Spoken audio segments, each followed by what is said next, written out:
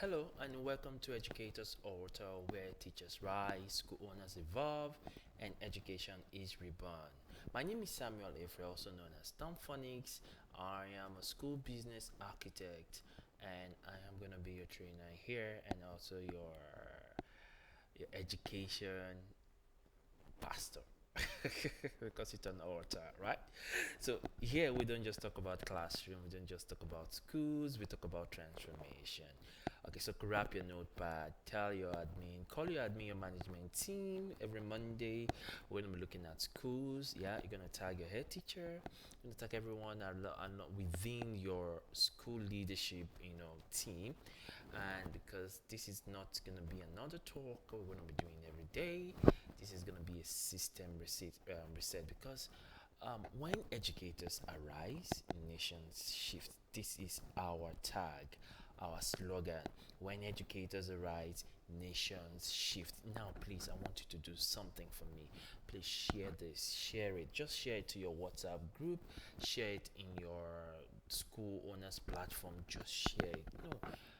It's all about collaboration, right? But just share it because this is going to be something that someone really, really, really needs. Okay, so um, this is November 2025, and in November we have a mantra, and we have aside from our slogan, we have this to say, and it's going to be a declaration, and our declaration is, I refuse to repeat cycles that systems can solve. So I want you to share, I want you to write it in the comment group, and I want you to say that to yourself. I refuse to repeat cycles that systems can solve. In my school, I refuse to repeat cycles that systems can solve. In my school financial status, I refuse to repeat cycles that systems can resolve. Okay, so let me start with a simple question, and the question is, why do some schools with average staff grow while others with great teachers keep struggling? I'm going to ask the question again. Why do some schools with average staff grow while others with great teachers keep struggling? You see, now here's the hard truth. Your school isn't the problem. Your pattern is. So you might be wondering, asking yourself the question is, we are struggling. I have teachers. I have this. I have that. I have that. And you seem not to find the solution or the problem, rather. You see, it's not your school, it's the pattern. The pattern. The pattern is the problem. See, because every school leader, school owner, has two engines, and there's one called effort and there's another one called system. You see what effort engine does? Effort is what you do daily. And you see the system engine is how what you do connects. Don't worry. See, you see this platform? We're going to expose so many things. Okay, so two engines rather. One is effort, the second is what? Systems, right? Now the problem is, most educators, most school leaders have become addicted to effort. You love the feeling of being busy. You equate activity with productivity, but busy doesn't mean build. You are busy. You're busy doing this. You're busy. You're everywhere. You are this. You are here. You're that. Because you're the owner of the school. Because you built the school with your money. But busy doesn't mean build. It doesn't mean build. Do you understand? So let me tell you something I learned the hard way.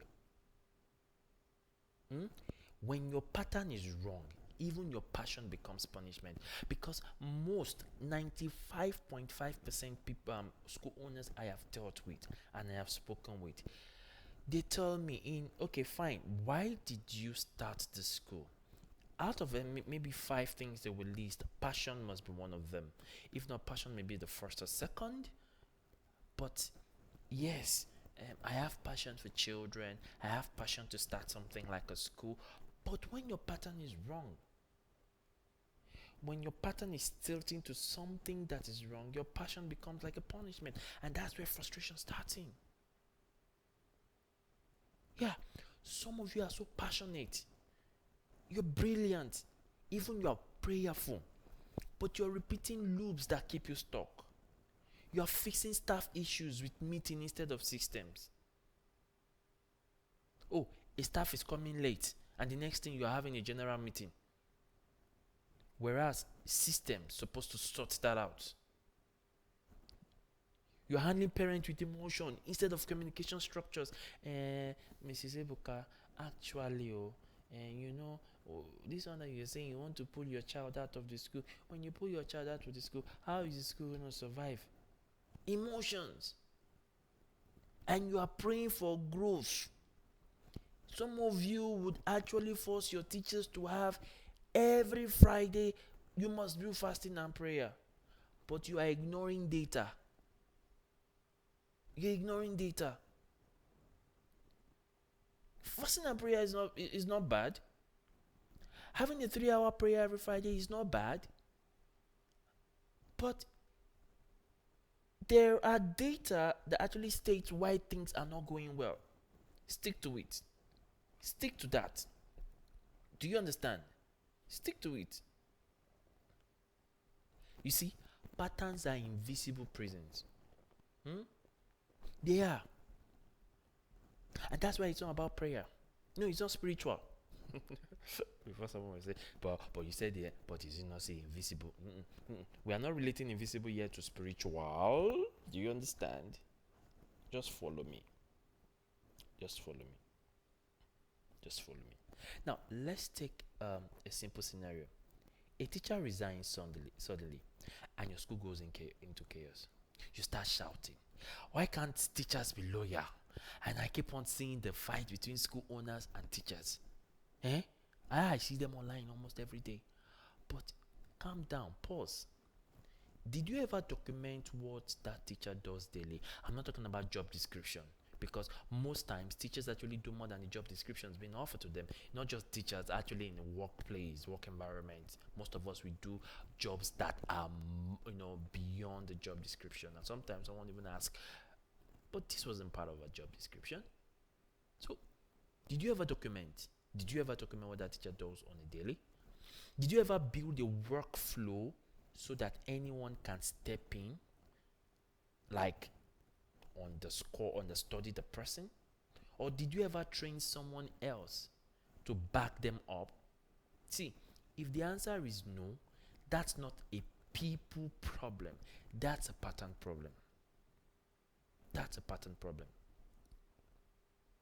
When your systems depend on memory, you've built a time bomb, not a school. Write it down in the comment section.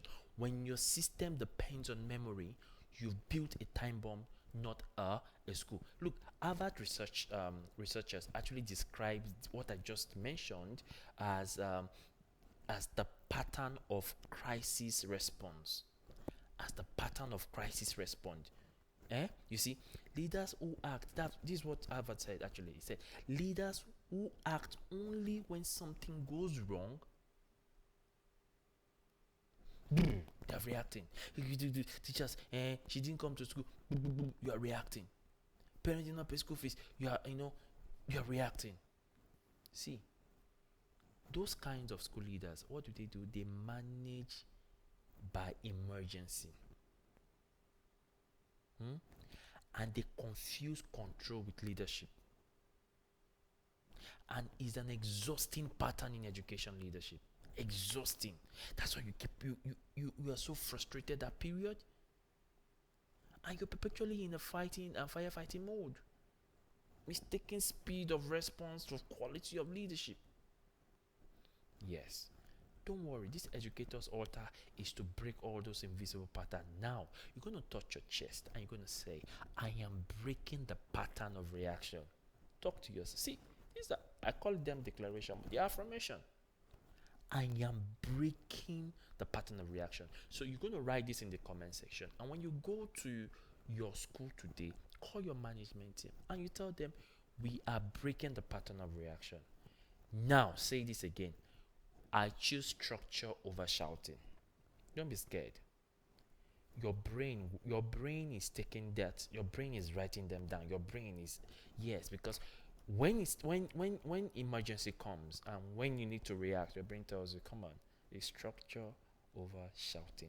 Now tell yourself, I choose systems over stress. Right, yeah, say it. Write it in the comment section and tell yourself, I choose design over drama. This is what the educators altar is all about. We're going to say this out loud. We're going to write it down. It's going to become our operating principle. Do you understand? Because it's a moment of renewal. The instant you stop accepting chaos as inevitable and start treating structure as sacred, and breaking the pattern of reaction. Now, let me tell you a story. Years ago, I consulted for a school that was excellence on paper, vision, mission, teachers in uniforms, good attendance, but the owner was tired. The owner was very tired. What was she tired about? She was tired about everything felt like a restart. So she said to me, Tom Phonics, I think I'm not cut out for this. In fact, I just want to sell this school. I'm tired.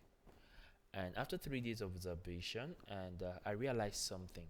She wasn't the problem. The school wasn't the problem. The pattern, our pattern was.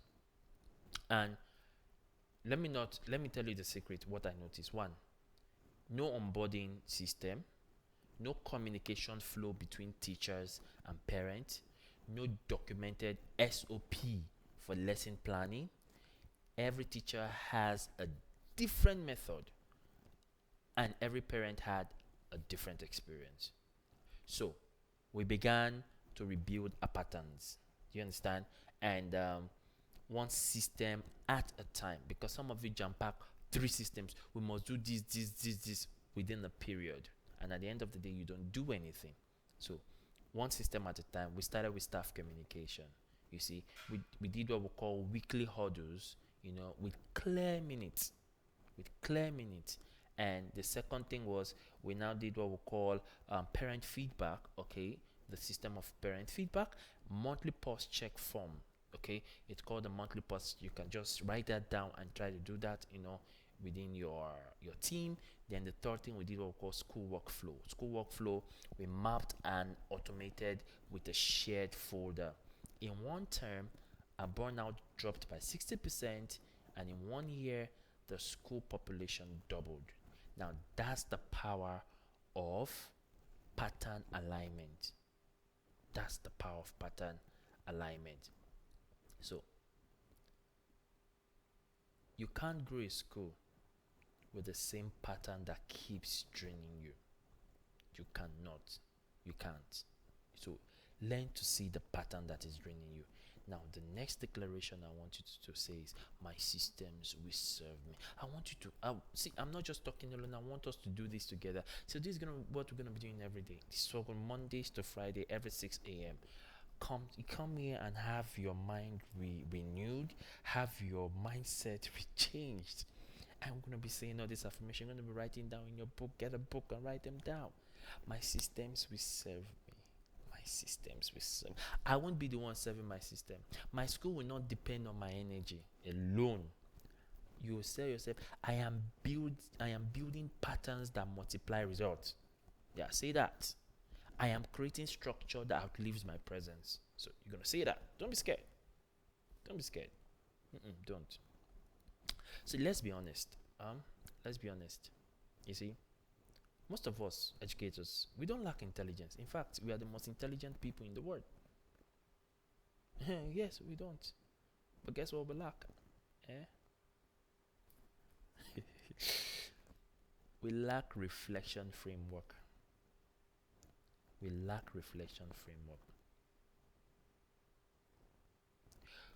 You can't change what you don't track. You can't. That's why some of you repeat the same termly frustrations. You're losing teachers by midterm. Parents always complaining about communications. Cash flow always tight in week 7. The student always behind in week 9. You see? You don't have a bad score. You just have a blind spot system. I'm keeping this so that you can actually study what I have on the screen. You don't have a bad school. You just have a blind spot system. And you know what Harvard calls this? Harvard calls this cognitive lock-in. Cognitive locking. When your brain repeats what feels familiar, even if it's failing. So yes, your challenge this week, okay?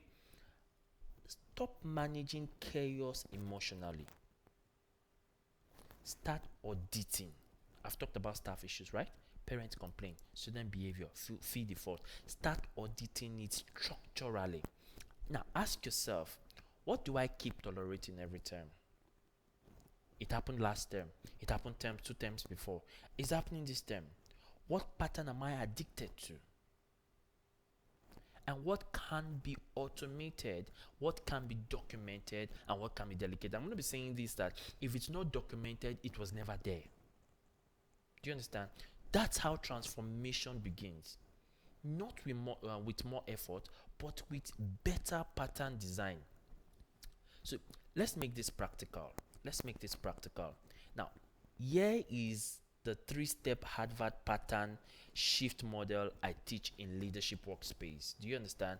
1, identify your repeated frustration. You need to name the repeated frustration, okay? Write down your top 3 headaches, things that happen every term. For example, late staff attendance, lost report, unpaid fees. Then you move to step 2. Now, step 2 is you need to trace the loop. Do you understand? You need to trace the loop, and in tracing the loop, you need to ask yourself, what leads to this very time? Remember, you identify, right? And when you already have all of them listed, you trace it, you map it backward. Like, what leads to this very time? You're gonna be seeing the pattern. No SOP, fine. You look for SOPs. Concerning that particular issues. No accountability log. Now you start being accountable for the logs. Then no review rhythm. Then you need to know what to do with that. Do you understand? So now you move on to step 3. What you need to do is you replace it with a system, not with effort engine, but with a system engine. So you need to document, because you've identified, you've traced the pattern. Now document the fix, assign responsibility, and test it for 1 term. That's it. You see, small changes in patterns actually lead to massive structural transformation.